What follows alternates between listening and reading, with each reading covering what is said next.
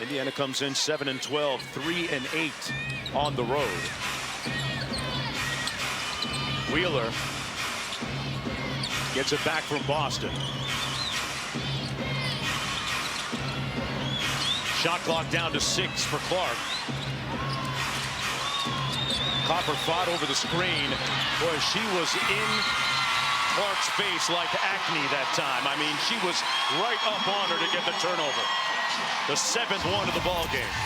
You watch the footwork of Kalia Copper right here. It's over the top of the screen. She didn't want to switch. She wants to stay right here. She knows what the clock is on the other end. She forces a turnover, and that is kind of an emotional play that can really get your team going on this end of the floor. Great two-way play, 9-point lead, and they give it right back. Wheeler popped the clutch and drew the foul on Taurasi. Diana was not going to give her anything easy. It'll be 2 shots at the line for the former All-Star, Erica Wheeler. Just when you didn't think Taurasi had another gear, right? Hey, she was saving it to save 2 points. Erica Wheeler at the free throw line. One more look. Watch the closing speed and the competitiveness of this play right here. Well, Tuesday night, Caitlin Clark and the Fever finish up their 5-game road trip against Asia Wilson, the league's leading scorer and rebounder. The Las Vegas Aces. Our coverage tips with NBA Countdown at 9 Eastern, 6 Pacific on ESPN and ESPN Deportes.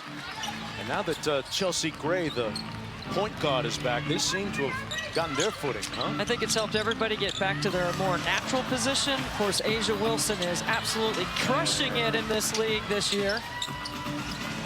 Inside the Griner, knocked away, and a foul is going to go against Aaliyah Boston. There's a lot of MVP candidates certainly right now. Asia Wilson's on the top of the list for me. I would put Nafisa Collier from Minnesota on that list. I mean, Alyssa Thomas at Connecticut leads the league in assists. Triple-double machine. Griner at the free throw line. Of course, there's Breanna Stewart at New York. And we can't keep going right now. I mean, until we get through the Olympic break, when we really start to see some separation. Right now, there's a bunch of names. Big list of candidates.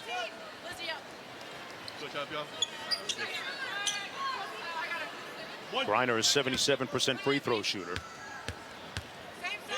The net rating for this Phoenix team prior to her playing versus now, it's a staggering almost 11 points.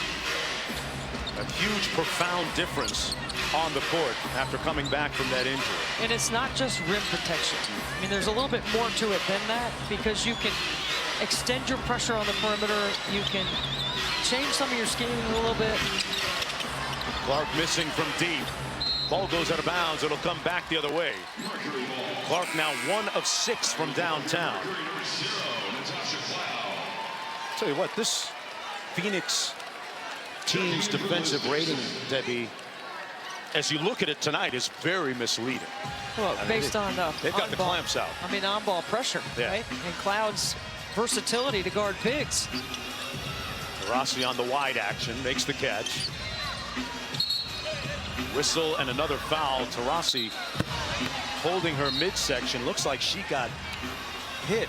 And they're going to review this one. And another review at the monitor. Taurasi was on one knee after apparently taking a shot to the midsection. We're hopefully going to get another look at this as they review this one at the monitor again. Oh, Nalissa Smith picked up. Foul on Smith is under review for a potential flagrant foul. A potential flagrant foul against Nalissa Smith. Oh, okay, she got her elbow up a little high. I think that's a basketball play of trying to absorb some contact on the screen, right? That doesn't look to me like she's throwing an elbow or extending it beyond her body.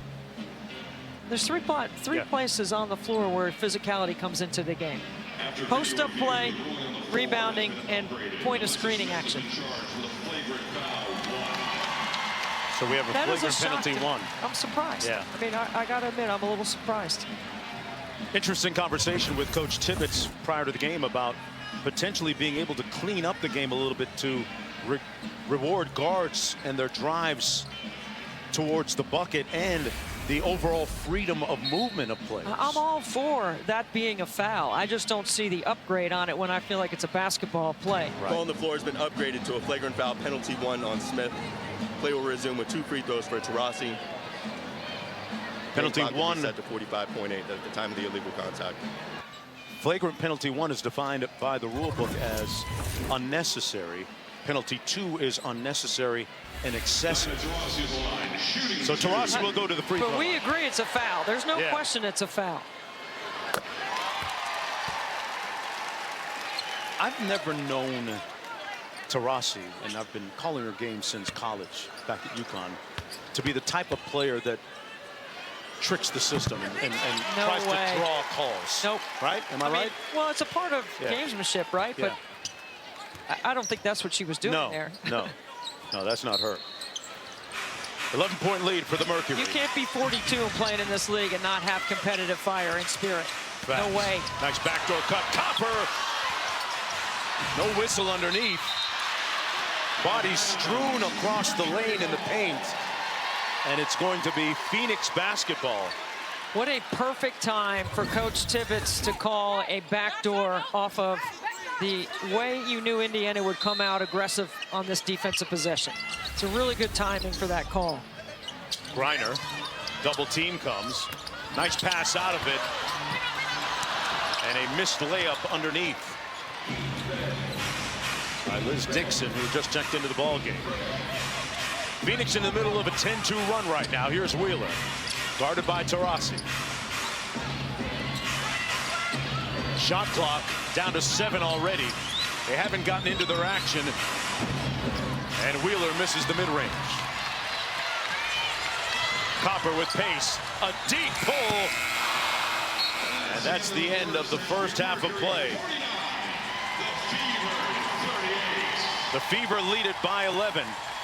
Caitlin Clark, 2 of 8 from the field, 7 points.